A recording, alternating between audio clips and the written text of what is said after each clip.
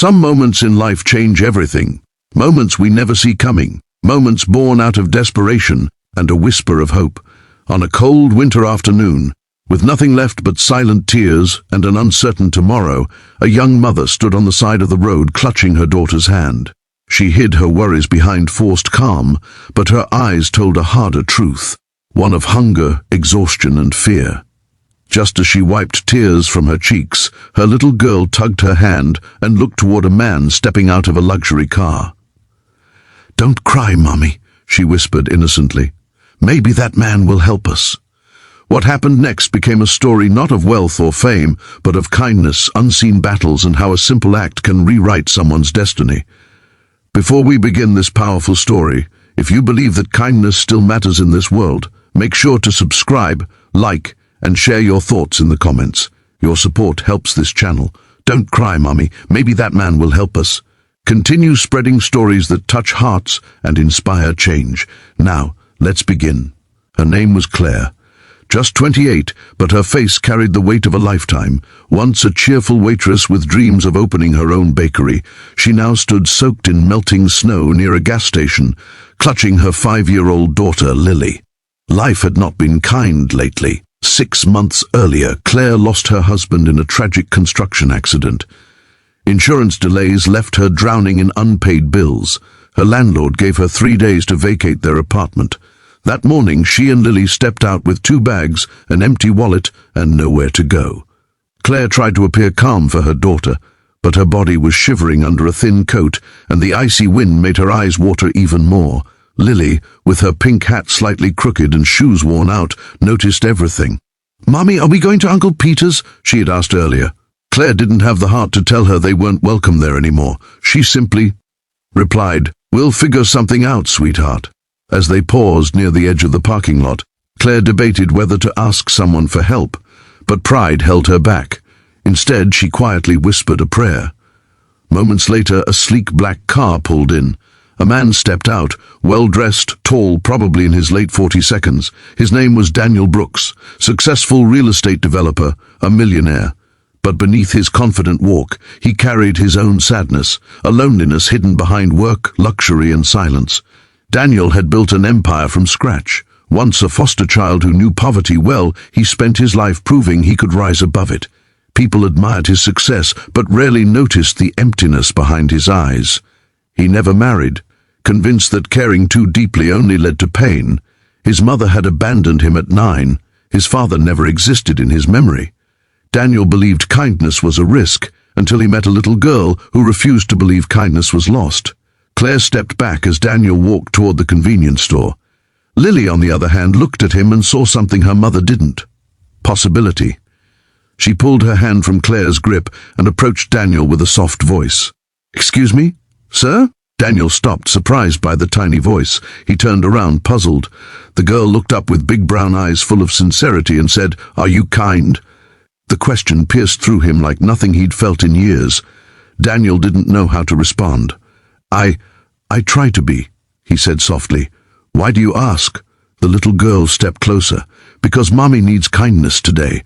Claire froze, embarrassed and heartbroken. She rushed to Lily, apologizing to the stranger. But Daniel wasn't annoyed. Instead, he knelt down, his voice calm. "What's wrong?" he asked. Claire hesitated, but something about his tone made her feel safe enough to share. She didn't mention all the ugly details, just that they had nowhere to stay for the night. For a moment, Daniel said nothing. Memories of the night he was taken from his mother's arms into foster care flashed back. He remembered feeling scared, cold, and unseen, just like this young woman and her child. Something shifted inside him. Without asking further, he gently removed his coat and wrapped it around Claire. "First, let's keep you warm," he said.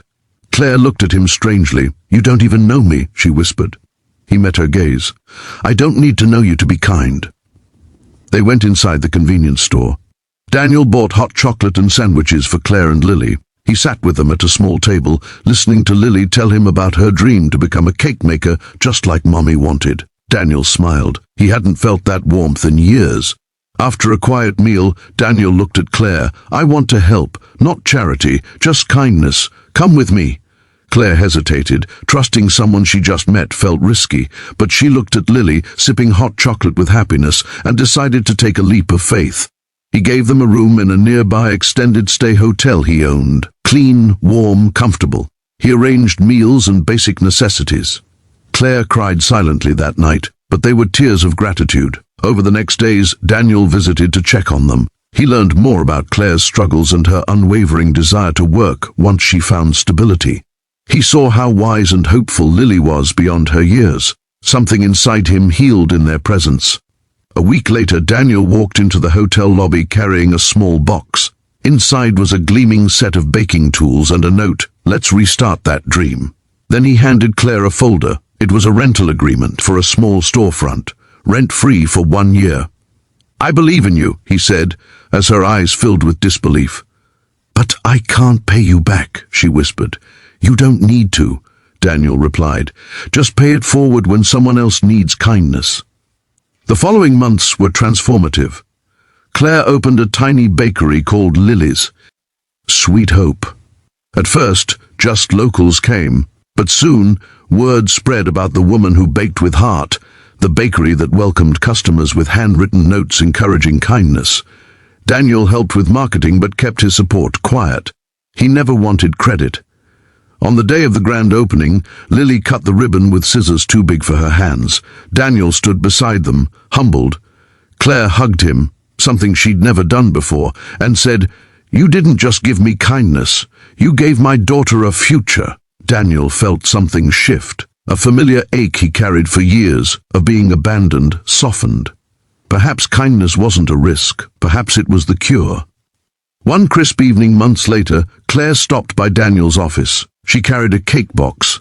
Inside was a small round cake with the words, "For the man who reminded us kindness still exists." Daniel stared at it for a moment, then at Claire. "I think this world needs more people like you," she said. He shook his head. "No, it needs more people who believe kindness matters, like your daughter did that day." Claire smiled. "She believes because someone proved it true." Daniel looked out the window at the city he had once viewed as a battlefield. Now he saw it differently, not as a place to conquer, but as a place where kindness could grow. That night, he went to the foster care center he once lived in and anonymously funded new housing for aging out youth, along with job programs and mental health services. He never mentioned it to Claire or Lily. It was his quiet way of planting seeds of kindness. Years passed. Lily's Sweet Hope became a local favorite, known not only for pastries but for supporting struggling families with free meals and job opportunities. Claire trained single parents, young students, and immigrants, giving them a second chance, just like someone gave her. Daniel visited occasionally, and each time he was greeted not as a millionaire but as family. On Lily's 10th birthday, she made a wish in front of everyone. "One day," she said, "I want to help someone like you helped us." Daniel smiled, unable to hold back tears. "Sweetheart," he said, "you already have. Kindness is not measured by what we give, but by the difference we make." That day in the parking lot, a little girl didn't see a millionaire. She saw hope. She believed in kindness before she even received it, and that belief changed everything. When we choose kindness, we don't just help someone, we show them they matter. We heal unseen wounds. We create ripples that reach far beyond what we can see. So today, whatever you're carrying, whatever you've been through, remember, kindness doesn't require wealth, perfect timing, or the right words. It simply needs a willing heart, a moment of care, a listening ear, a warm gesture. Because sometimes the greatest miracles begin with the simple courage to say, maybe that person will help, and sometimes they begin when we decide to be that person. If this story moved you, share it with someone who might need a reminder that kindness still exists, and maybe, just maybe, you'll be the reason someone believes in it again.